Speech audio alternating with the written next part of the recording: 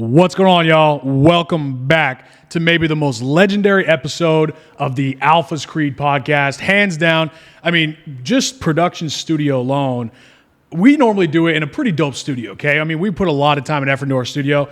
It's nothing compared to this $5 billion studio we're sitting in right now.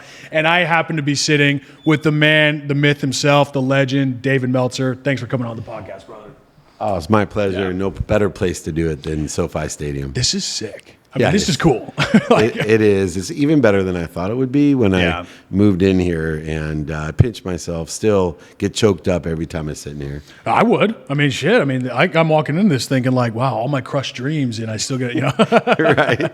Yeah. But man, listen, thank you so much for taking the time. I'm really excited to get to know you, at a deeper level, right? Because everyone watching this, I guarantee everyone watching this knows who you are, right? You've done an incredible job building an incredible brand. Really, and for what I know you for best is the message of happiness and joy and mindset that you've spread across the world, right? And I believe that's what a lot of people know you for as well, right? I hope so. Yeah, I mean it's incredible, and it takes a lot of courage. I mean, let's not sugarcoat it. It takes a lot of courage because even though you're spreading something so positive, there's no question you're receiving, how many things trying to tear you down. And we were just having a conversation. I know. I was thinking about it. Every time that people try to tear you down, and they've done it my whole life and your whole life. Yeah. It's funny. I think about Gandhi because.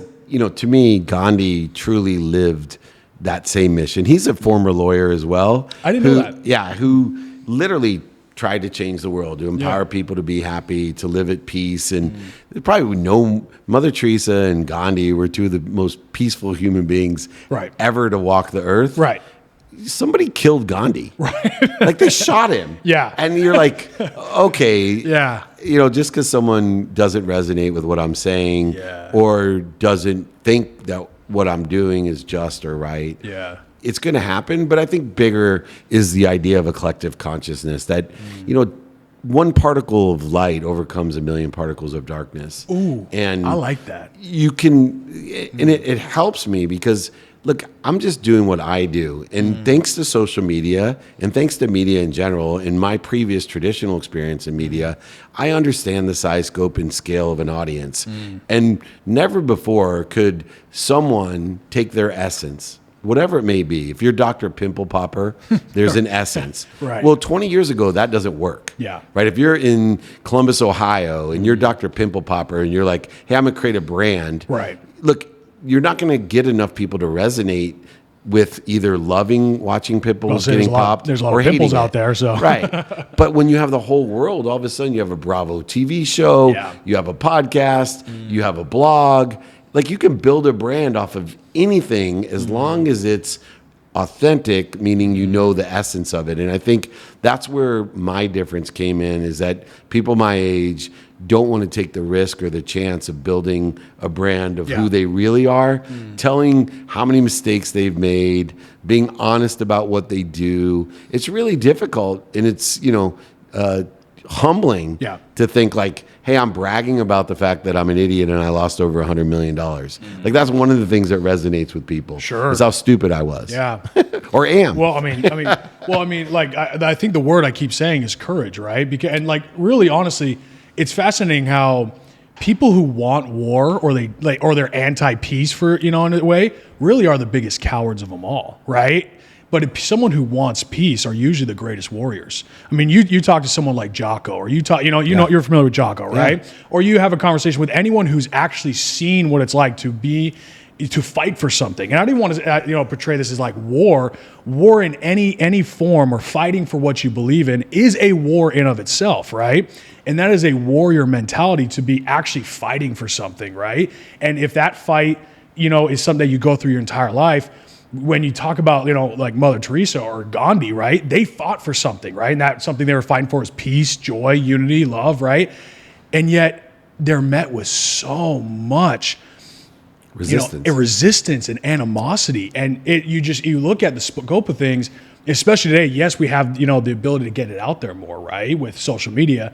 But doesn't that also open up for the cowards, with all their, like fake profiles or whatever it is, to attack, group together on Reddit or whatever it is, to attack with everything they have, right? I mean, look what it's opened up, know? It's interesting because I always believe in being protected and promoted. And I'm going to use an example of my book. So I wrote a book called Connected to Goodness. Seems to be a fairly positive title at the very least. Right, you think so, Even if right? right? Yeah. And yet, my very first review was from a negative person, a very big book reviewer. And 10 years ago, I wrote the book, and I was I wasn't as familiar as I am today with how this works. Well, the person said that I was an idiot, that it was the worst book she's ever read, because in the book, I did research on this, but in the book I said if you talk to dirty water, it'll clean it up, or if you talk negatively to clean water, it'll get cloudy. And there's movies about it, there's research about it. There's straight science on that. Yeah, anyway.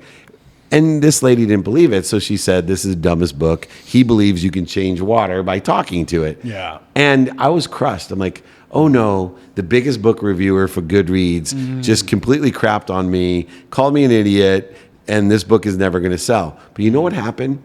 Is that everyone that believed her didn't buy the book.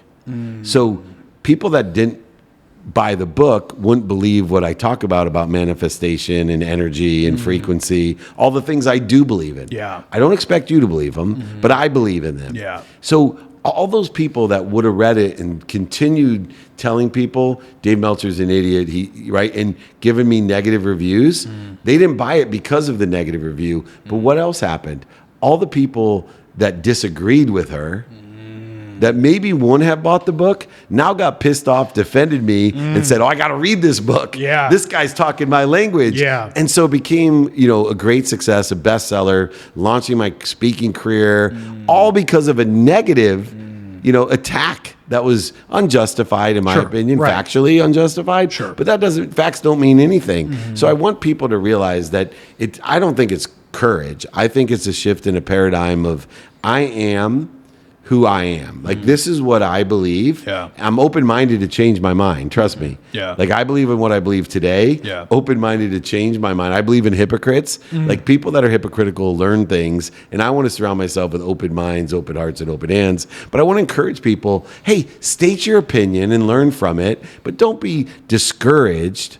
And I don't think it's that courageous to be myself. I think today a lot of younger people don't have the confidence, not the courage to be themselves. Well, let me ask you this. This is something I talk about a lot, right? And this is, to me, if I were to summarize it, if you were to give me the recipe for someone who's going to be successful, no matter what they do, whether it's football, business, being a lawyer, I would say it's three things. And I call it the 3 C's of success: confidence, courage, and coachability.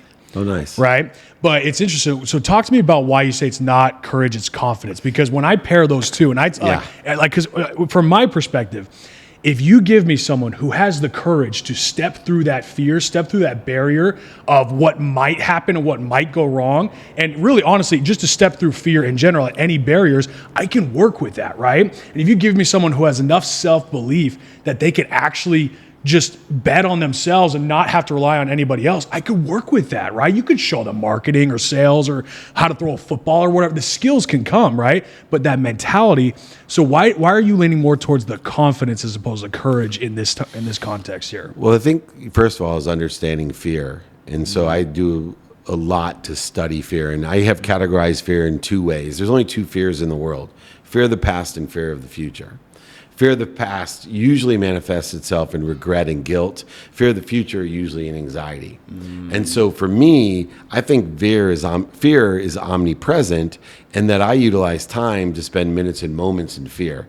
So where I'm not overcoming my fear, I'm just spending minutes and moments by identifying the subcategories of the 2 stereotypical types of fear, and spending minutes and moments in a need to be right, a need to be offended, a need to be angry, upset, separate, inferior, superior, anxious, frustrated, guilty, resentful, all of these different things. I'm in a practice of minimizing fear. So for me, it's almost coherent to say that somehow I'm courageous. See, I would think that courageous would be predeterminative upon the fact that you're overcoming something. Right? Yeah. Where my paradigm shift of, look, I am happy, healthy, wealthy, and worthy. I'm trying to figure out what I'm doing to interfere with it by identifying the fear, and then instead of resisting it, going over it, under it, through it, fighting it, being courageous, going around it, lying to it, manipulating it, cheating it, denying it, which takes courage, by the way, all those things. Right. Not me. I just stop. See, I'm in the practice of identifying the fear, either category, and then stopping, and then remembering and reconnecting or recollecting to a source, an omniscient, all-powerful, all-knowing source that loves me more than my mom, that's protecting and promoting me. So in the paradigm shift that I have of trying to identify what I'm doing to interfere with this intellect, this inspiration, this intuition that we call confidence, if I can identify, then I can just spend minutes and moments in it and then roll in the right trajectory of what I do want. So for me, I would replace, and it's just my own personal opinion, I like the word consistency. See, I thought you were going to go there and say, whether you want to be a lawyer, a football player, an entrepreneur, my secret sauce, what I think if someone would say, what is the one thing that you do really, really well? I'm one of the most consistent mofos you'll ever meet. Yeah. I am enjoying the consistent, persistent pursuit of my potential. I am on live every day. I am doing interviews every day, 7 days a week, right? I am maximizing my time because energy does three things. There's three characteristics of energy. It aggregates on itself, so it attracts like energy. Right, similar, yeah. It compounds, which means you get exponential results. And in money's energy, so think about it. Money, if you save it, you save more and more. It compounds via interest, right? But it also accelerates. So I'm actually maximizing the three characteristics of energy by being consistent in a trajectory of what I think I want by the behaviors that I have. Because when you have the appropriate behaviors that you can define as courageous if you want, but when you have the appropriate behaviors, they aggregate, accelerate, and compound. Well, what happens is you actually get a awareness of one thing. It's called progress. See, the instant result of behavior is progress. So good behavior progresses in a positive direction. Bad behavior progresses in a negative direction. I want my good behaviors to aggregate, compound, and accelerate. And I want to minimize the negative behavior or fear in my life. Right. And the only dependent variable that you can utilize is time. Time's the dependent variable of all matter, subjective and objective matter. Yeah. You can actually say and quantify with time guilt. There's no other way to quantify guilt. Why can I say that? Okay, I felt guilty for an hour today. What if I felt guilty for 59 minutes tomorrow and 58 the next day? I have less interference in my life because guilt interferes. The fear of the past interferes with me getting what I want in the future. And so, all of these things I don't think takes courage, in my opinion. It takes consistency and confidence in order to effectuate what you want. Other people do deem it as courageous. Let me give you one more real quick example about courage. I cry. Right. Okay.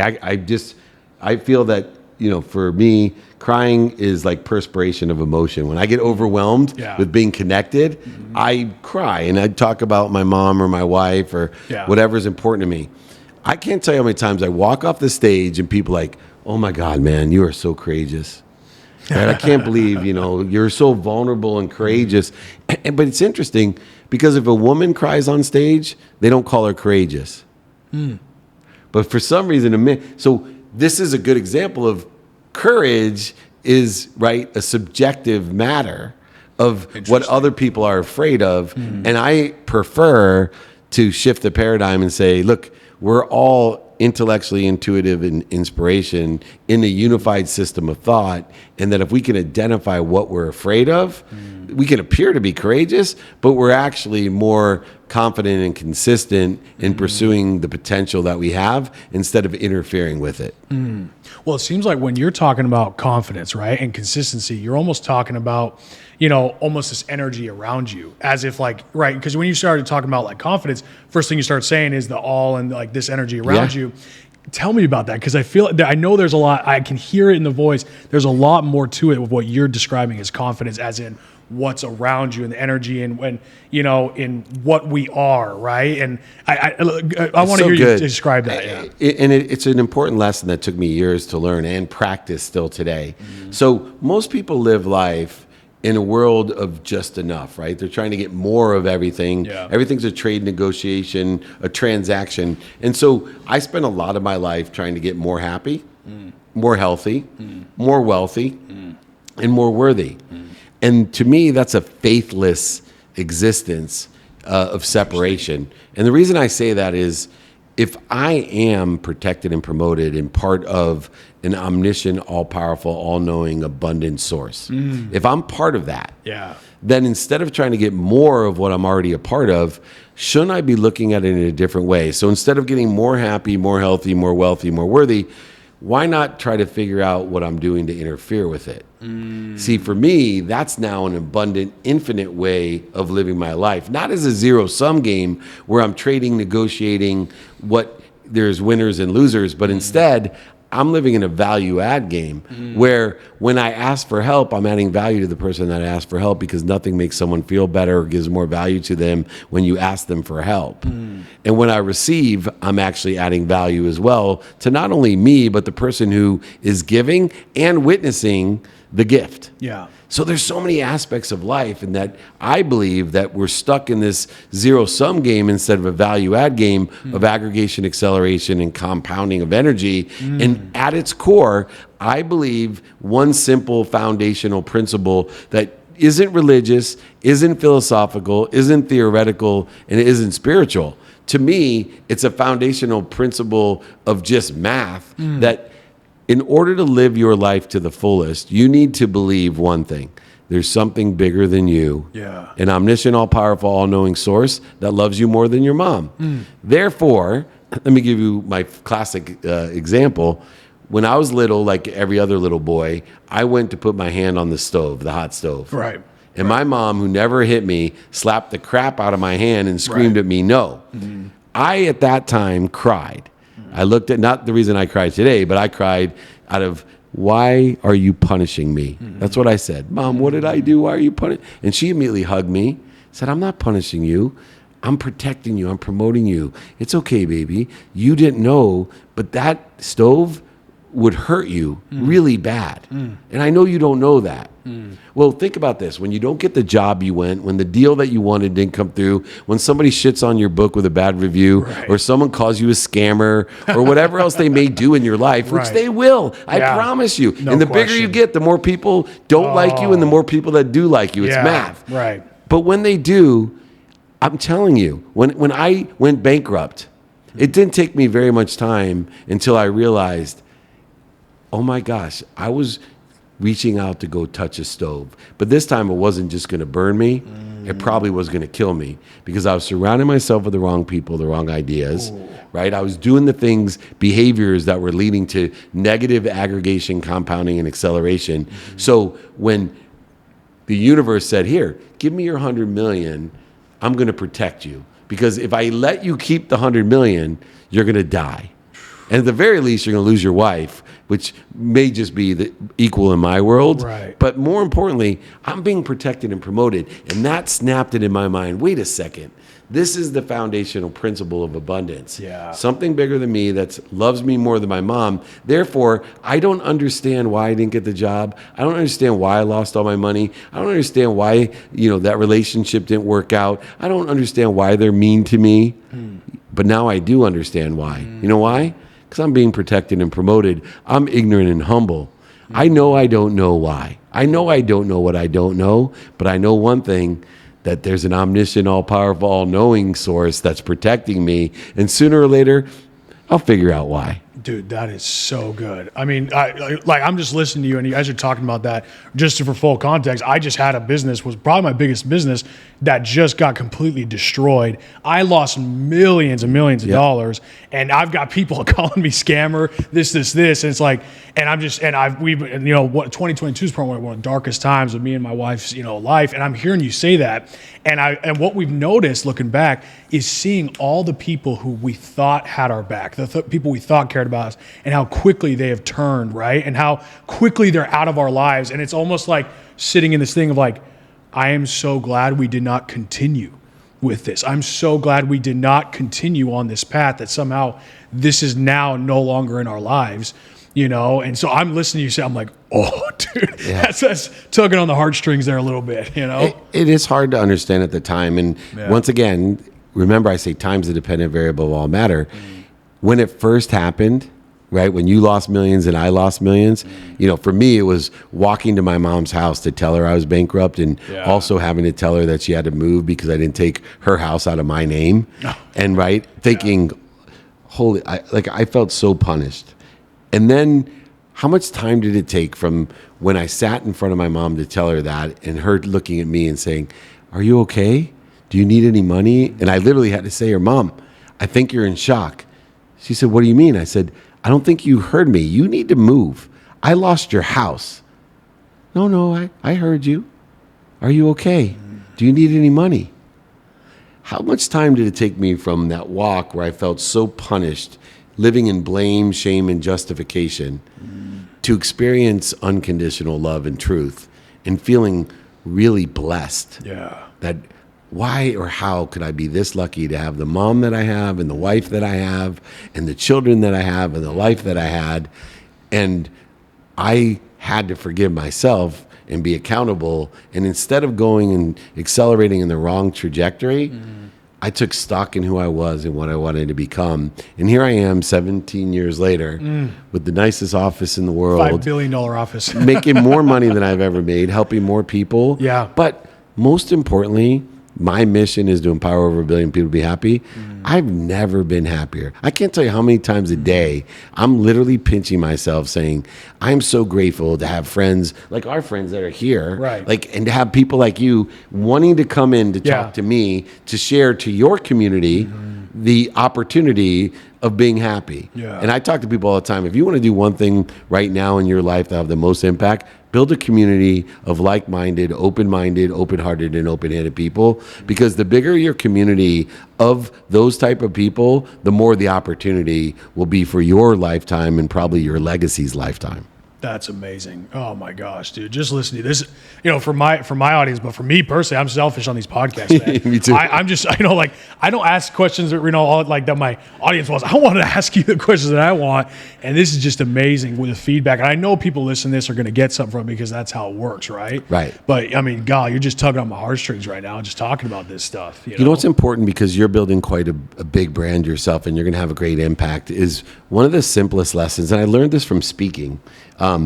Is that one of the most dangerous things about building a brand or speaking is that, let's say you get onto your first stage, your first podcast, 100 people, 100 people watching you, 100 people download your first podcast. Here's the danger. 10% of the people will always resonate with you. Meaning, no matter what you say, 10% of the people are all just be like, I love you. Man, Jeremiah, you're a genius. I love Dave Meltzer. He's a genius. But you also have to remember, and those people will come up to you and they'll tell you, that's the best podcast ever. You changed my life. And this fools us. Without humility, it fools us going, shit, I'm as good as Joe Rogan. Why do I only have 100 downloads? Or why are there only 100 people? Why didn't they pay me $100,000 like Dave Meltzer and Gary Vee to speak? Well, because there's 10% of the people that automatically hate you. I tell people all the time, I know for a fact that we won't do it for your podcast, that for 30 minutes I could just say and just say and 10% of people will be like, oh my God, that was genius. You illustrated patience and consistency. No, I learned so much by hearing the word But then I could sit here and literally figure out Einstein's most complex theory of relativity, and 10% of the people will hate me. No matter what.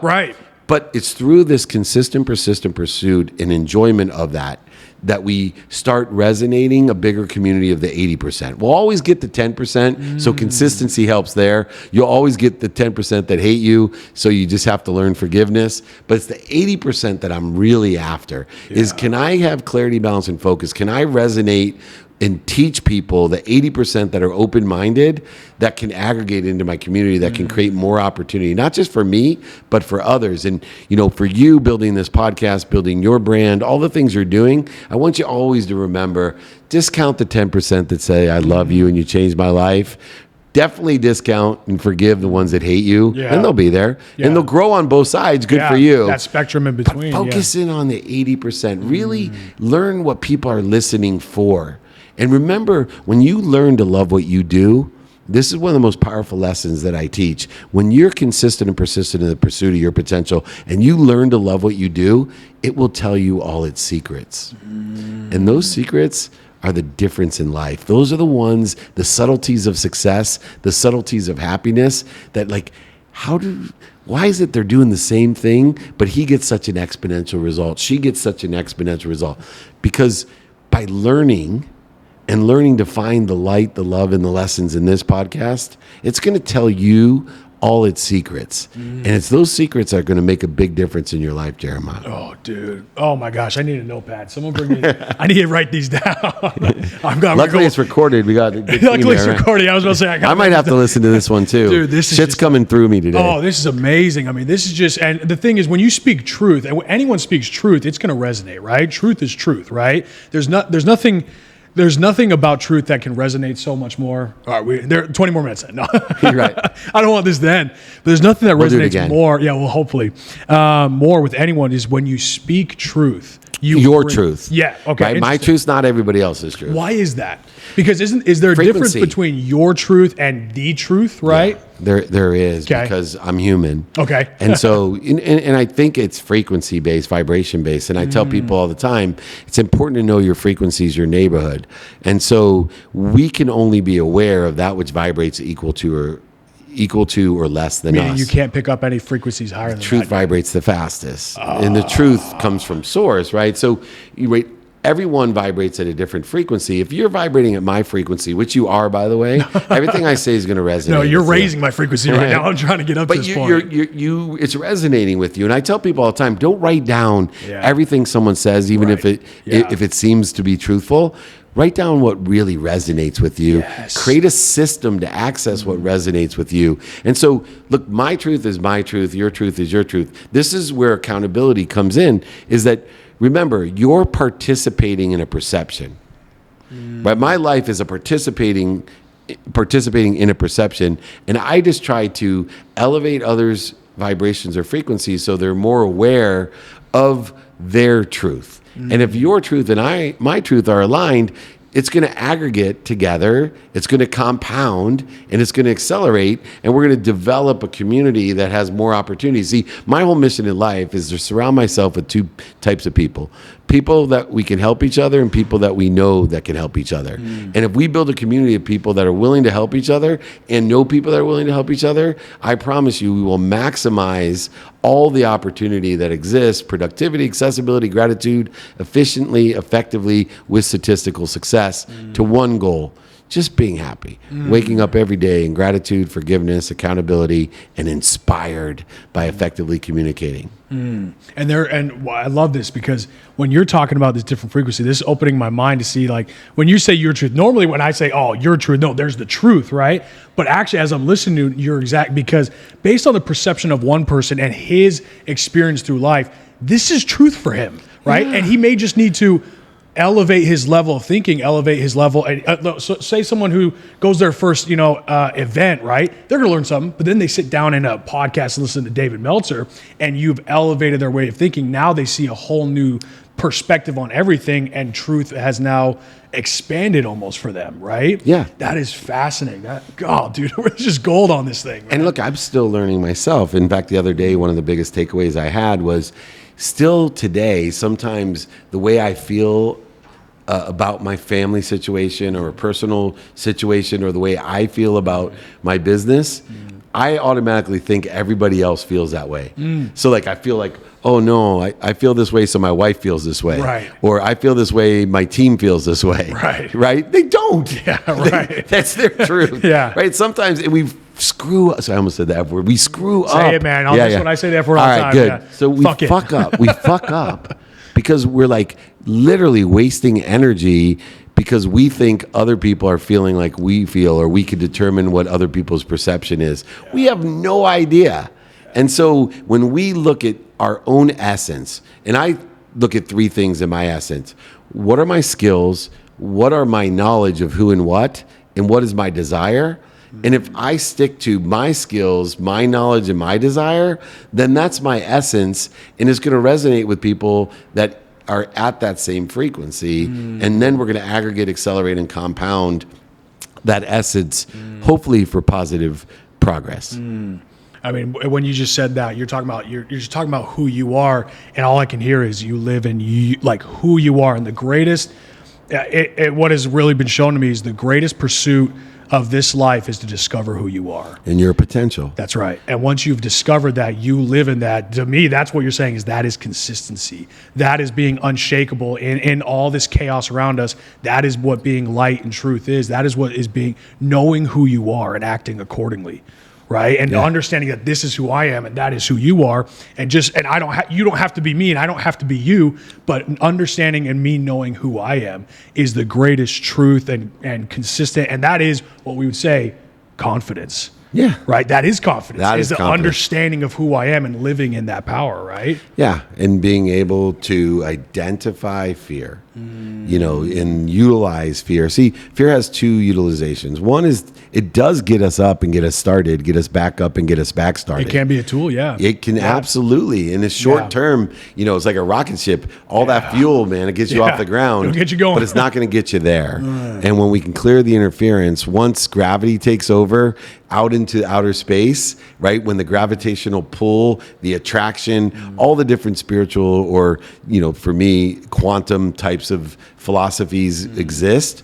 It's about clearing the interference, not about fueling the journey. And so I'm constantly trying to make sure that I'm utilizing fear in its correct manner. When I need to get up like 4 a.m, I do not want to work out. I use fear to get my ass out, fear of being fat or fear of something. Yeah. And then, I tell myself, all right, 5 minutes in, now I'm going to clear the interference. And I utilize a different strategy of fear, which is to identify it, stop, not resist it, go over it, under it, or be courageous.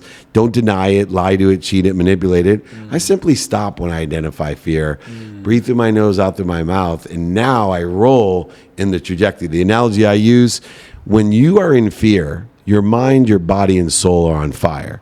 Yeah, that'll get you out the seat. Yeah. When you're on fire, it'll get you moving. Get you going, yeah. Right? But you don't want to burn up in the atmosphere. So what you want to do when you're on fire is you stop, you drop to center, and then you roll in the trajectory. So when you're on fire, stop, drop, and roll. Same as we would anywhere else. That's classic. Love it, brother. Man, I mean, I wish we could sit here and talk for hours, honestly, but I know you're a busy man. I want to respect your time. Active. Busy means unavailable. Next lesson. There you go. If there's one lesson you want to leave with the rest of the audience, I mean, this has just been pure gold. Dan, I'm honored to have you on. This was amazing to listen to you. If there's one thing you want to leave us with, what would it be? Well, first, I want to let everyone know that I'm more than happy to send you guides, exercises. One of the few people that not only give you my book for free, but pay for shipping. So I'll sign that sucker. Just put in the notes my email direct. Absolutely. Put it in there, david@dmeltzer.com. Yeah. Very simple. Be kind to your future self. Do good deeds. Good deeds create good progress. Good progress creates good outcomes. By being kind to your future self and doing good deeds, all the outcomes are better that you desire will happen in an accelerated manner. And kindness, to me, people ask me all the time, what would you want to say on your tombstone? Simply be kind. That's amazing. Everybody listen to this. We're going to put all these links in the, down below. Everyone, please go follow this man if you're not already. I feel like everyone should be already following this guy. Go follow him at David Meltzer. And that's the tag on Instagram. Yeah. Is that right? David Meltzer. We're going to link all of his stuff from his podcast to his YouTube. If you were inspired today by his message, just like I was, I'm going to go back and watch this and write down all the notes I was thinking, because I'm like, damn, dude, this is what I needed to hear today. But I truly thank you so much for taking the time. It was an honor talking with you. We're going to do more. Thank you, and thank your community. Yeah, thank you, brother. Sweet. Oh, my gosh. Dude, that was just, I needed that. Cool. Let's take some pictures outside. Absolutely, man. It got hot as shit. Yeah. Okay, I'm like, holy fuck. It's just all this light energy coming off. It is, though. The heater and the light. Well, we're in California.